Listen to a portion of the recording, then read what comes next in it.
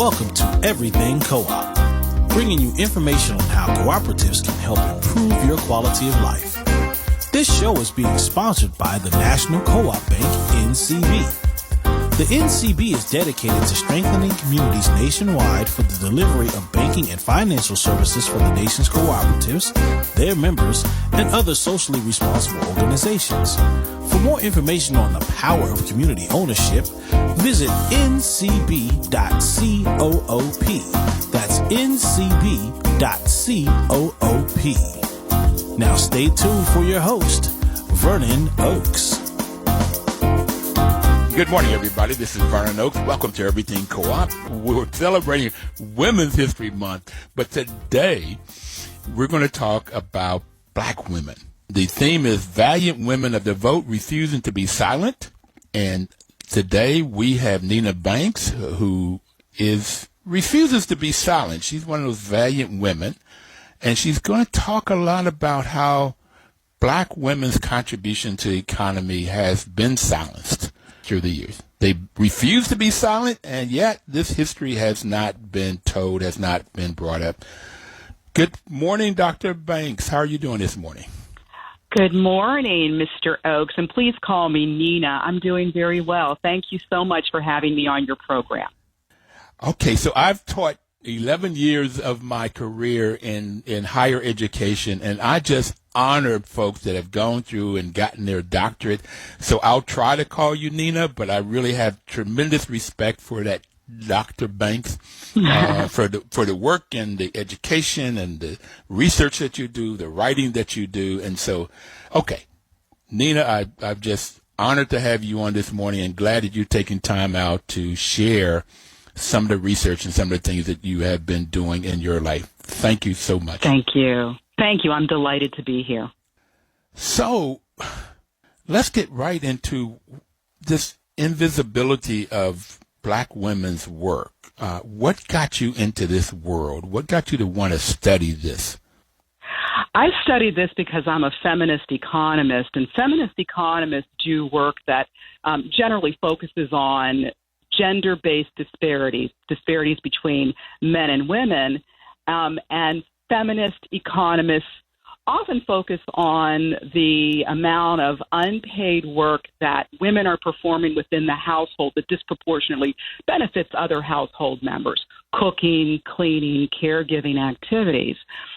And I used to use that framework. It's very important. One of the things that feminists have been arguing over the last few decades is that work has a lot of social value. And in a market-based economy, one of the ways that value is assigned is by having a price attached to it. And so feminists have been arguing that if we had a price attached to this unpaid work, then we could kind of quantify the value of it, the contribution that women's unpaid work makes to our national output. And so for me, at some point, I started to realize that household approach doesn't really explain a lot of the unpaid work that Black women are doing. It no longer explained the unpaid work that I was doing when I divorced my husband, for example.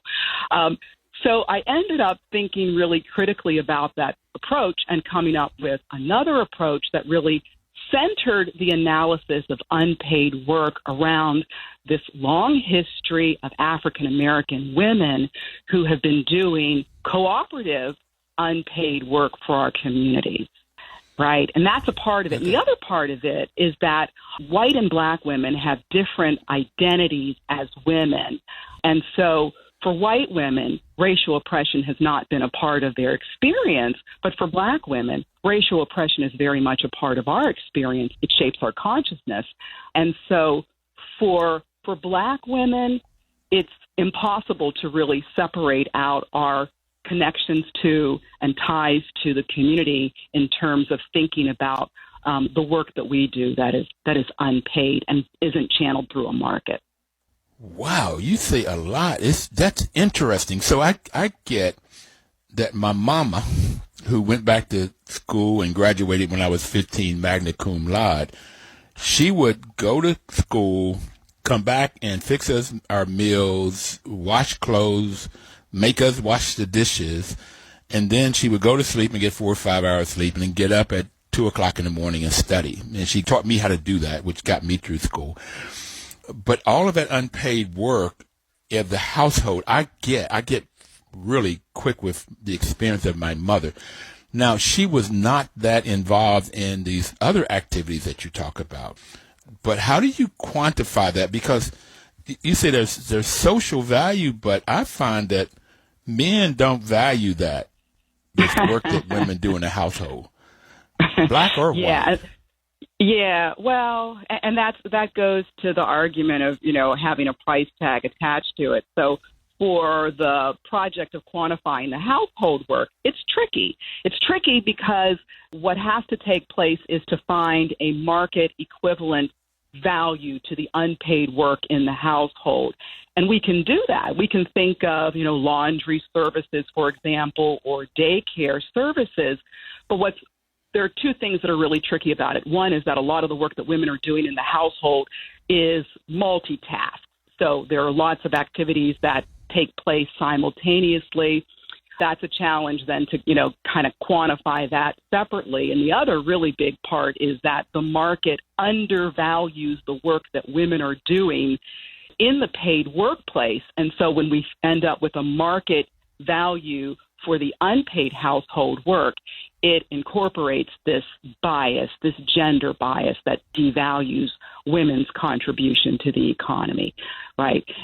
So those are some of the problems that are involved in trying to quantify women's household work. But my analysis is really well beyond that, because I end up talking about the work that Black women have been doing cooperatively for our communities, non-market, unpaid, and then, how to quantify that, which is a much bigger challenge. And I think, when we go through and we talk about this analysis, we could come back to that and talk about why it is probably going to be very difficult, but necessary to quantify. Okay, so let's talk about, because I need to understand this non-market, unpaid work that Black women are doing. What is that kind of work? Give us an example of what work are you talking about? Yeah. So think about it in terms of the household as the easiest example to begin with, right? So we know that the work in the household that women are doing is not compensated. So that's what is meant by unpaid, and household members receive the benefits. There's no market transaction taking place. A market transaction means there's a buyer and a seller. So the household work is unpaid, non-market. The work that Black women... Let me just say one more before. So you said that the household receives the benefits. And I argue, and I think you agree with me, but let's see. I argue that society benefits from the woman being in a household, because they help to nurture the children, and without the woman in the household nurturing the children, then children can go wild or crazy and all of this stuff. So it has not only a value to the household, but a value to the community, this work. Right, and I would qualify what you said just a little bit, tweak it a little bit, and say that the work that is performed disproportionately in the household by women has great social value, because we want children to be well adjusted and all of that, right? But I wouldn't frame it as valuing women within the household, because I think, the feminist argument is that women should have lots of choices, right? And so what we are not saying is that this is an argument for women being in the household. No. Okay. No, I was just talking about the two values. No, I won't get into that. All right. No, I don't agree. All right. So now let's go. Okay. We got the household. Let's go to the other. To the community. Okay. So here we go. Our consciousness as Black women is tied to a community. Our oppression as Black women is based on the oppression that we experience as members of the Black community. It's not just about relations between men and women within a private household. So when we talk about Black women and oppression and Black women and work, we need to broaden it to capture the work that Black women have been doing for our community. So I take the analysis all the way back to the late 19th, early 20th century, where Jim Crow segregation was imposed on the African American community. States put laws on the books to segregate facilities, to segregate schools, for example. So by 1900 in the South, black and white children, black and white young adults were in racially segregated schools. Black schools received less funding in terms of supplies, less funding for teacher salaries, for equipment, for buildings, and so on, right? And so Jim Crow spread in terms of public transportation, recreation, privately owned restaurants, and so on. All of these various institutions in the South and eventually in the North, as more black people began to migrate from the South to the North, those institutions in the North also became racially segregated. So what happened by the early 20th century due to racial segregation is that African Americans had to respond to this exclusion by building their own community institutions. And African American women played a very prominent role in developing and creating those community institutions. Right. And part of that is a reflection of the fact that black men were experiencing occupational segregation. If they had a college degree, it was very difficult for them to get a professional job. Black women were able, who also experienced, right, occupational segregation, but black women were able to get jobs as teachers and nurses. And so those are fields that enabled black women to provide services to the community. And then the other part of it is that African Americans have a cooperative ethos. And so black women were often, I think, especially middle-class black women. And the research that I'm doing is research that was developed by African American historians and sociologists, right? But they've established that black women had a sense of social obligation to the community. So black women are working in a household, not getting paid and not having value added to it, well, any woman in a household for that matter. But then there's this social part that they end up playing and spending time and effort in to help their men, their children, their community. All right. And yeah, we have a minute before we take our break.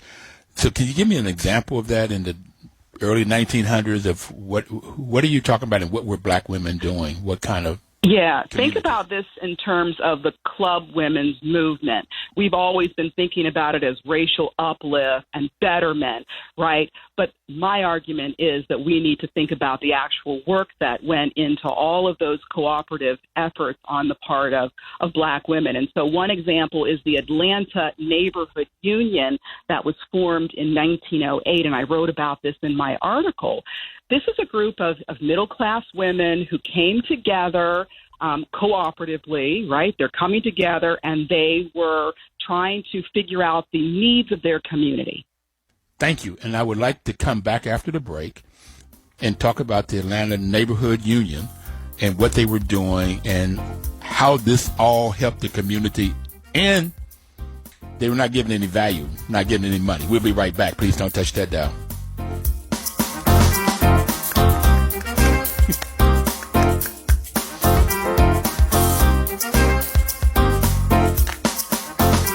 Celebrating Women's History Month.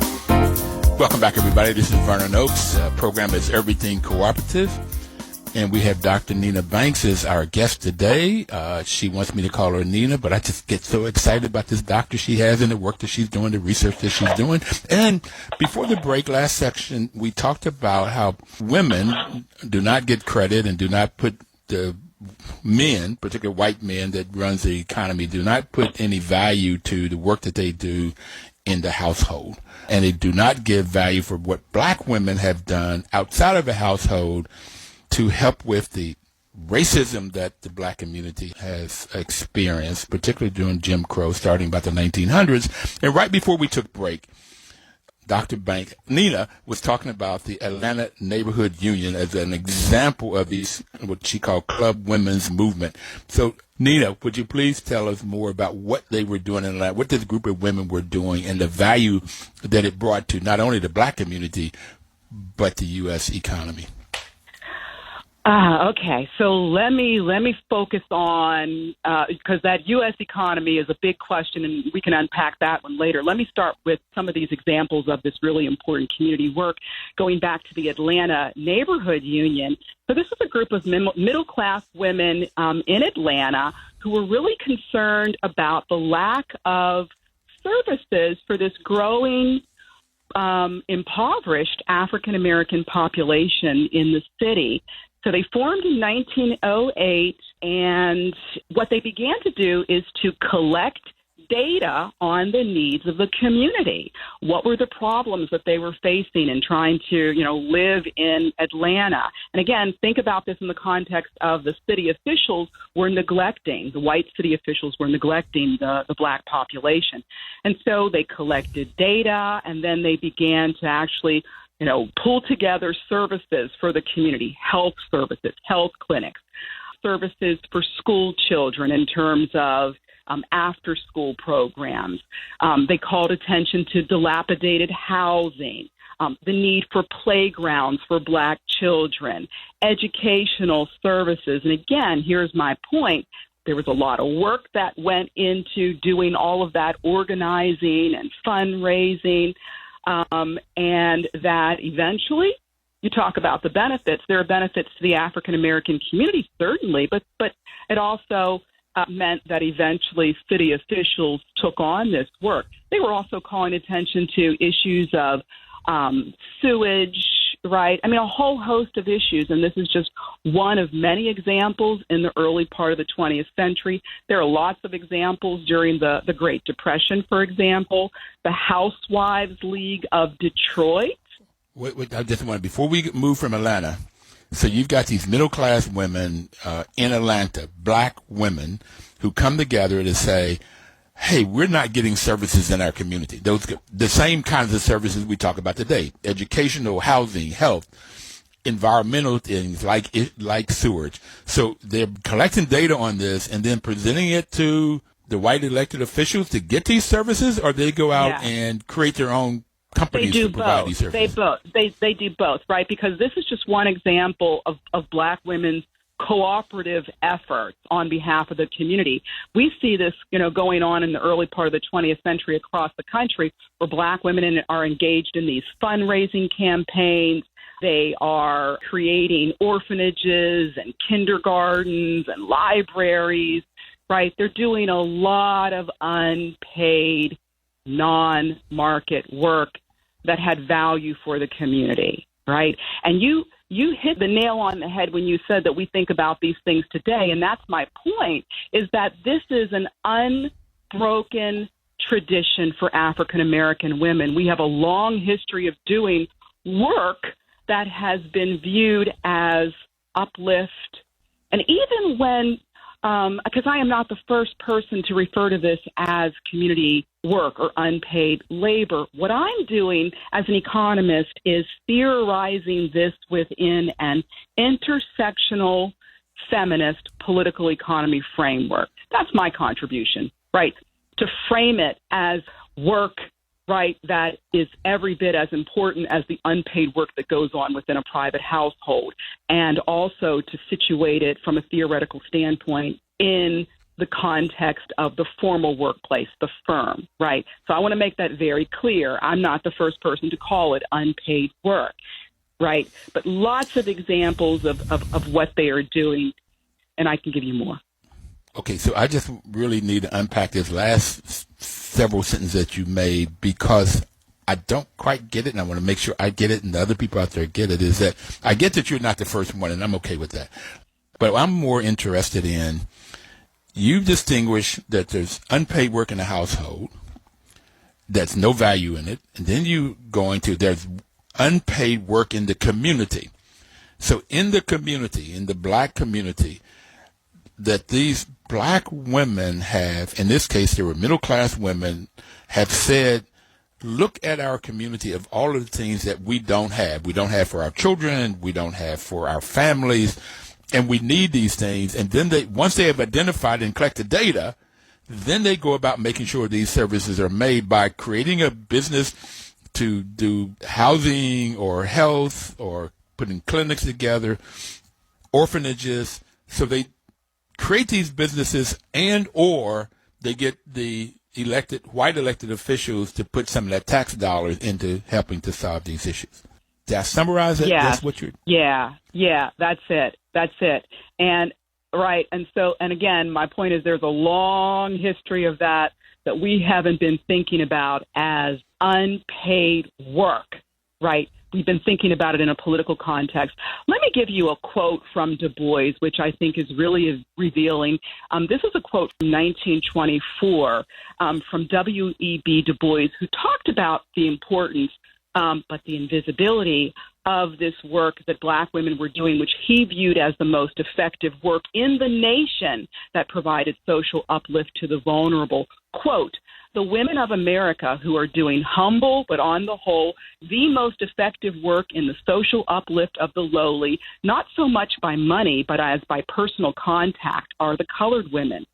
Little is said or known about it, but in thousands of churches and social clubs, in missionary societies and fraternal organizations, in unions like the National Association of Colored Women, these workers are founding and sustaining orphanages and old folk homes, distributing personal charity and relief, visiting prisoners, helping hospitals, teaching children, and ministering to all sorts of needs." So that was 1924 by Du Bois. Right. And so it speaks to the importance of Black women's grassroots efforts on behalf of the community, where he said little is said or known, and that is still the case. Invisible. Wow. Okay, so I have as invisible as, and you're saying you're refusing for this to continue to be invisible, refusing to be silent about it. And I get that you're one of these valiant women out here that you're bringing light to this. You're doing the research and writing the papers. It's interesting to me that white men don't value women's work, don't value Black people's work. They saw us as slaves and don't give us anything or little as possible. Even when they try to say, well, we fed you and we housed you. Yeah. Gave us the scraps off the tables and put us in shanties. So they didn't value our work. And so this to me is just a continuation of that non-valuing of work, and you're putting some light to that. You're refusing to be silent about it. And what I would say, again, to qualify what you said, and I agree with everything that you said, is that it's not just white men, but also white women. And so when we're talking about Black women, we can never leave out the role of white women in helping to maintain and reproduce a system of racialized patriarchy and racial capitalism, right? White women have been very instrumental in exploiting Black women's labor for their own benefit, right? So this invisibility is I think, tied to the fact that white people have always viewed Black women as workers and not respected Black women for the caregiving activities that we give to our own families. White people think about Black women as workers, and the work that Black women can perform for white people that'll benefit white people. But white people, white men and women, have been unconcerned about the work and the caregiving activities that Black people perform for Black people. Right? That's a part of it. And then the other part of what makes this unseen is this cooperative ethos that we have, the sense of social obligation to our community. And so for many Black women performing these activities, Black women think of it as service to the community. Think about Black women in churches. Black women see it as a service and not as work. So we're going to take our second break here, Nina. And I want to come back and talk about this. You mentioned cooperative ethos several times. So I want to come back and talk about that. You've mentioned churches and unions and different organizations that Black women have done this work in. And white folk, men and women, don't put any value to this. We'll be right back to talk more about this with Dr. Banks. Please don't touch that dial.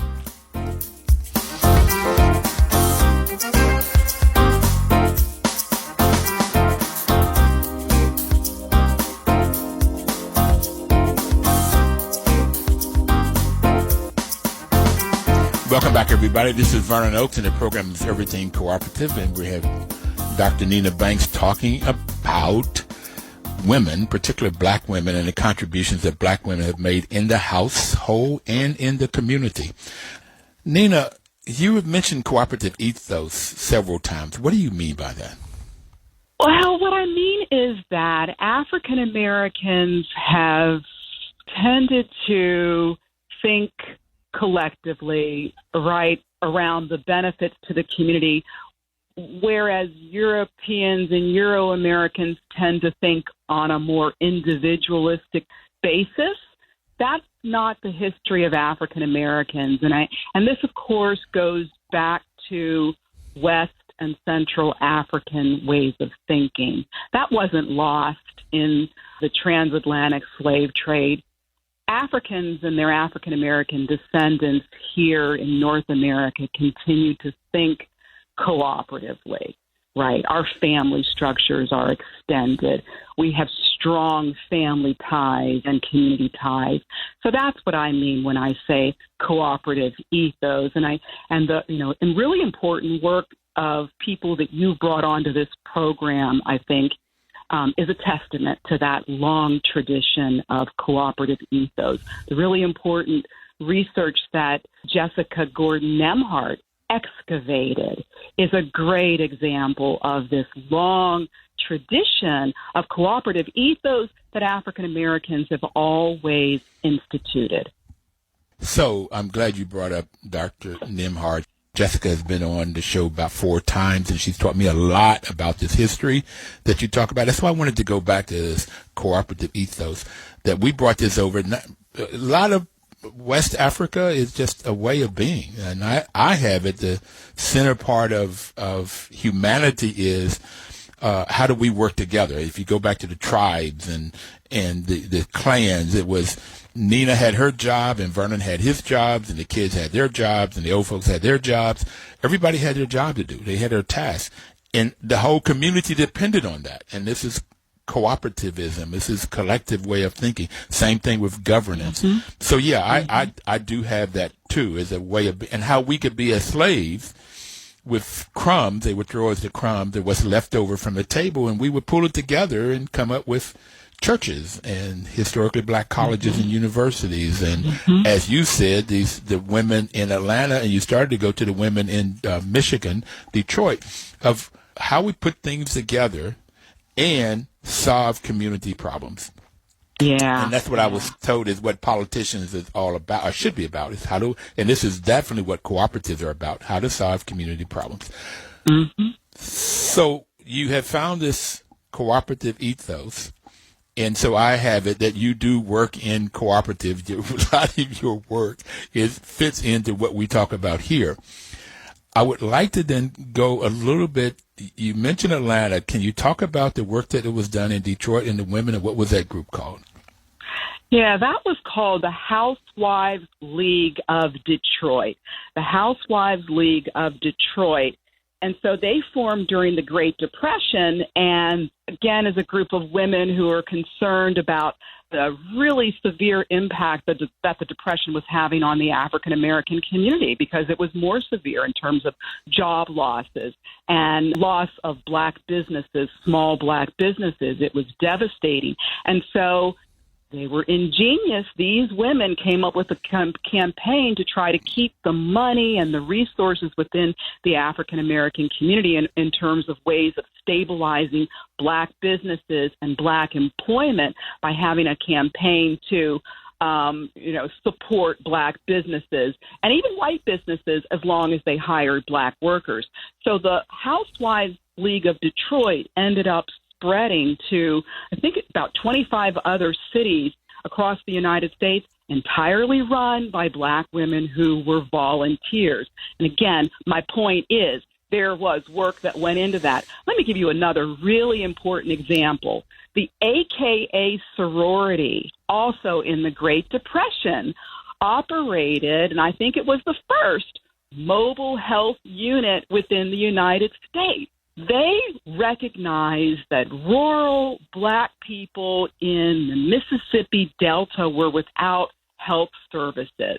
And so the AKAs mobilized this massive campaign to get health services to Black people, poor Black, impoverished Black people in the Mississippi Delta. And they did that from 1935 until 1942. It was called the Mississippi Health Project. They provided immunizations and health screenings and health information to African Americans who were not getting services, right? As today, right? We're always left out. And so the AKA mobilized an effort. And the person who has documented these activities for the AKA, the historian, her name is Marjorie Holloman Parker, described this as, quote, an experiment in cooperative community service between the sorority, the local health profession, and other official health department workers, end of quote, right? So another really good example of this work. So my sister's AKAs, 1935 to 1942, provided this health services, mobile health in Mississippi. So you're talking about what happened in the Great Depression, and I see it's the same thing with COVID-19. We have the same issues, and it's too bad that this mobile health unit didn't last longer. We could still use it today, whether it's Mississippi or Detroit or Los Angeles, anywhere, it's rural or urban. We still need those services today in our community. And that's the tragedy, right? Because African American men and women are cooperative, and we are very creative, right? We focus on the larger needs. So I think about Linda Gordon has a piece that compares the activities of Black and white women who were engaged in social work types of efforts in the early part of the 20th century. And the vision of the Black women who were social workers was very progressive. And, and her argument is if the Black women's vision had been put into place in the United States, a lot of the problems that we are dealing with today as a society in terms of disparities, health and environmental disparities and so on, we wouldn't be thinking about, because Black women were always at the forefront of thinking cooperatively in ways that would benefit the larger community in terms of the provision of programs on a universal basis rather than on a means-tested type of basis. But I guess I'm getting off track there a little bit. No, that's right on track. So I want to switch a little bit. Like, how did you get into this? What's your background that would cause you to get into the study what the contributions of Black women have been in the household and in the community? How did you get here? Yeah. I went to graduate school, and I ended up, economics is a really hard discipline. And, you go through all kinds of hoops. I mean, it's hard in terms of the math requirements. And so I'd gone through all of the hoops. It was time to write a dissertation, and I really came to the realization that I didn't think that I had to prove anything to anybody anymore but myself. Now, that wasn't true, but that's what I thought. And so what I realized is that I had, all these years of education on white people, Europeans and Euro-Americans, and I knew very little about African Americans. And so I decided that I was going to write a dissertation on the African American women who were important in my life, in my history, in the history of my people. And so I started looking, and again, this issue of work that's not valued. So I started looking at the work of Black women who were domestic workers, the washerwomen who helped to sustain our community because of discrimination against Black men that made their earnings irregular. But there was also really good work done in economics by Mary King on that topic. So I ended up reading literature by these amazing African-American women historians and sociologists, and eventually came to the realization that there were some questions on Black women in the Great Migration that I could answer. And that work was unpaid community work. I didn't frame it that way at that time. I used a different theoretical lens, but that's how I ended up focusing on this work. I've always been interested in the work that people do, ordinary people do, to sustain their families and their communities. And that's what brought me to this. So you said all of this education. Give us a quick snippet of what education. Where did you grow up? Where did you graduate from college? What? Sure. I grew up in a small town in Pennsylvania called Chambersburg. I went to a women's college in Maryland, Hood College. It's co-ed now, but it was a women's college. I had a spectacular education there. I studied history and economics and sociology. Decided to go into economics because there are so few black people in economics compared to history and sociology. There are more. There aren't a lot, but there are more.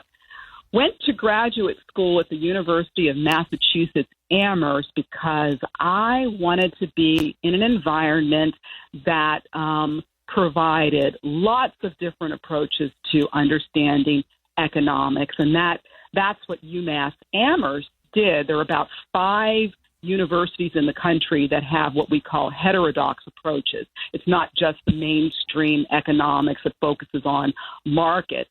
UMass Amherst provided education in socialist programs, for example, right?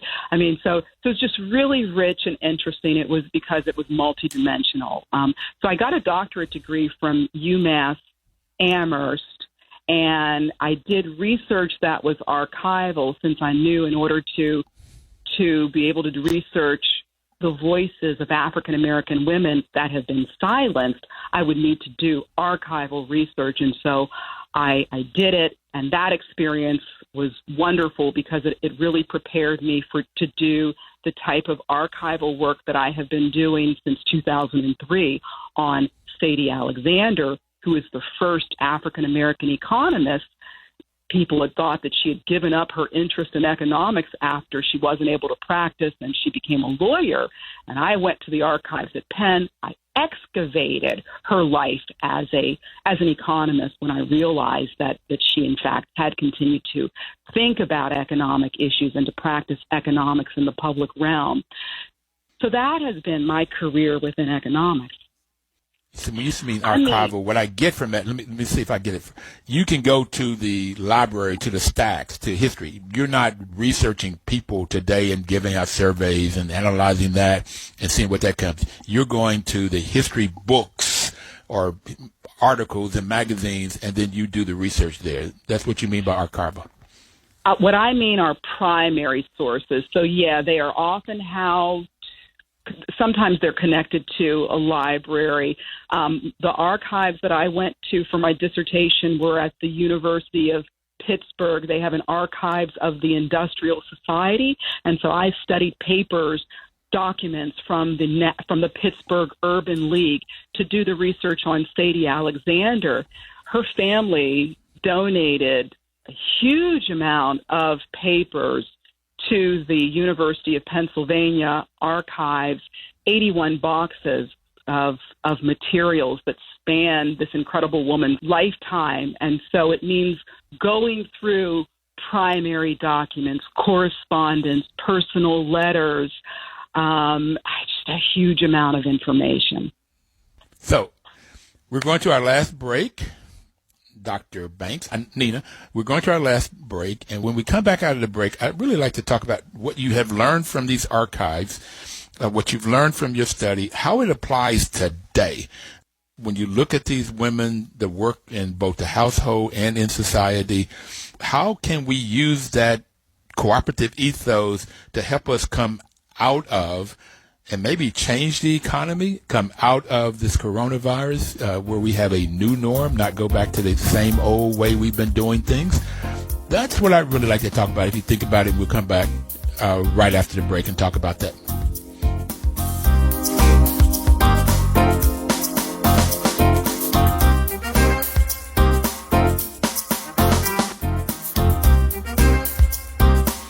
Welcome back, everybody. This is Vernon Oakes, and the program is Everything Cooperative.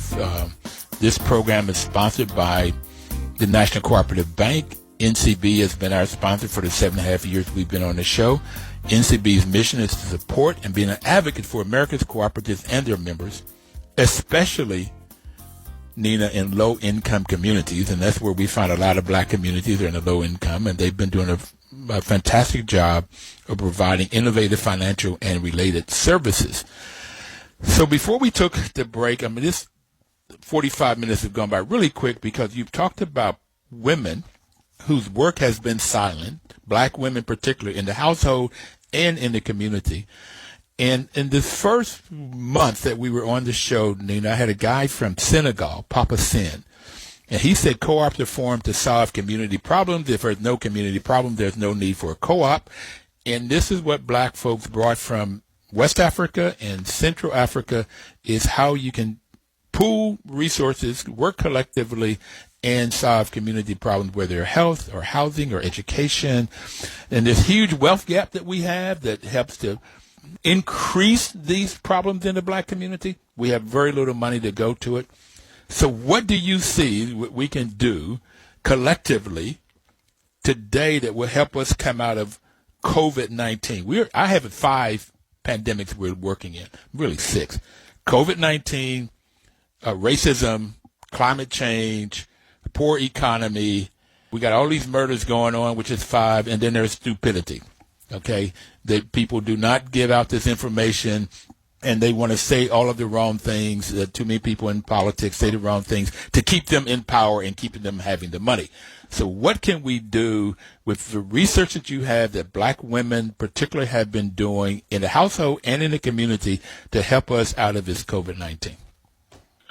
Okay, great question, Vernon, and a really big, I think, question as well.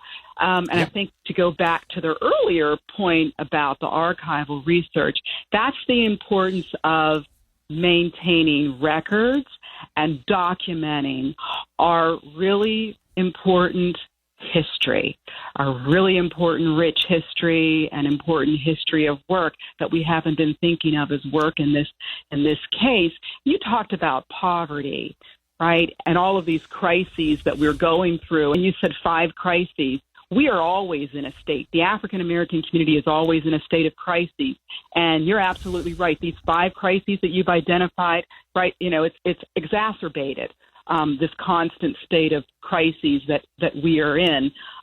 Black women today have been very active in performing unpaid community work in the environmental and food justice movement. And so that I think about in the context of your point about poverty, because so many of the disparities that we are dealing with are tied to living in racially segregated, impoverished communities in terms of the health effects of not having access to whole foods, healthy foods, or the contaminants, the toxins that are dumped into our communities, right? And again, black women have been at the forefront of performing unpaid community work to address those problems.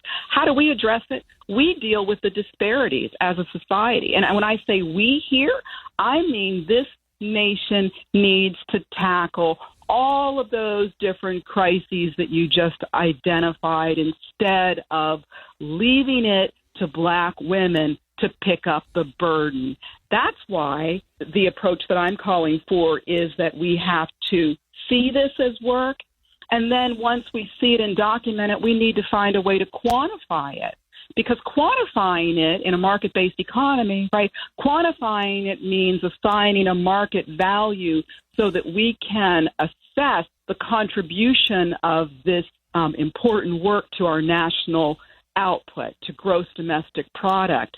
But what is really tricky about this unpaid non-market work that black women are disproportionately performing is, as you said, it's in response to not just unmet needs, but also harms and threats to our community, right, to these disparities that are tied to things that are negative. So on the one hand, then we have to be able to assign a market value, and we can figure that out and do that. But, and this is the really critical point, is that once we figure out quantify the value, it ends up being subtracted from national output, right? Because these are community harms.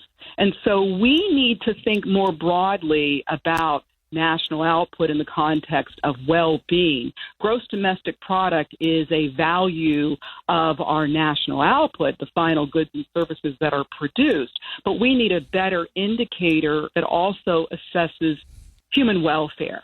And so one example is the genuine progress indicator, and the genuine progress indicator then subtracts harms to society. It would subtract the effect of depletion of environmental resources. And so if we're looking at what Black women are producing collectively, they are producing collective goods that benefit large numbers of people. That's what a collective good is. You can't exclude people, so the entire Black community would benefit from racial justice. It means that we can't quantify that properly because you can't put a monetary value on racial justice. So whatever number we get is an underestimate of the true value. But then the other point that I'm making is that the work that I'm talking about in response to community threats and harms means that we have to address those harms. And so when we quantify it, we subtract it from the value of GDP. How do we solve the problem? We solve the problem by dealing with our economy that is not working for the vast majority of people in our country. We need a society that is inclusive. And I guess the other point that I want to make before we run out of time is that my analysis is built on the lived experience of African American women, but it applies to the experiences of other racialized women in the United States, because we see that Indigenous women and Mexican American women and Asian American women have been also engaged in this type of unpaid collective work on behalf of their communities. Indigenous women in other countries have been collectively performing unpaid work to challenge disparities. Dalit women in India have been doing this work. So what I'm calling for is a completely different paradigm for thinking about unpaid work that women perform that is inclusive of the lives of racially marginalized women and women who are marginalized by their caste and their class, perhaps sexual identity, a whole host of ways in which women have been marginalized. Wow, that is phenomenal. So I have it that is very difficult for people in power to put value on Black folks' work, and in particular Black women's work. So you're talking about putting value to it. That's an uphill battle. And then you really expanded this, and I'm glad you did, that marginalized people around the world face the same stuff. And women around the world have been addressing it because women are nurturing. They want to take care of their children, and they want them to have successful and whole lives, as my mom and my wife and my children with my grandchildren. They're all wanting to make sure that there is an environment that is wholesome for their children to grow up in. And there's value. Yeah, I got it. How do we get that value known, appreciated, and it's around the world? It's not just here. It's not just Black women, although you're looking at that and doing the archival research, going to the stacks, finding out about it. I don't know how we can support you in your work, but I really like to keep track of it. Really like to understand it and help to put it out there because it's invaluable. Okay. Thank you. It's hard to put a value on it. Thank you. Thank you. Do you want me to give you a recent example of what we could do to shine a light on this? Absolutely. A lawyer contacted me in response to the New York Times profile on my work. And he congratulated me. This is a Washington, D.C. lawyer. And he talked about a case that he's involved with in Delaware where there's a coalition for education reform that was focused on the dumping of Black children, especially Black boys, into a special ed program. And so the profile that I read on this lawyer quantified his pro bono work to the tune of about $1 million over several years. And then I asked him, I said, was the Coalition for Education Reform, did it include Black people? And he said it was all Black women. This is what I'm talking about. So we see his work, the lawyer, but what we don't see is the unpaid, non-market work of all of these Black moms who did the work to bring attention to this harm done to our children. Fantastic. That is a way of leaving this. There is a lot of work to be done today to get us out of this pandemics that we're in. I really appreciate your work and I appreciate you for what you're doing. Thank you for educating me. everybody out there, I know in your communities and your churches, your sororities, unions, you're doing this work. Keep doing it. We need it done. Nina, I'm thinking you should run for president of the United States too, but that's a whole nother subject. I love it. My son said the same thing to me several years ago. So there you go. All right. There we go. I'm with him. Thanks, Vernon, for having me on your show. And please, everybody out there, we'll see you next Thursday. Please live cooperatively. Thank you.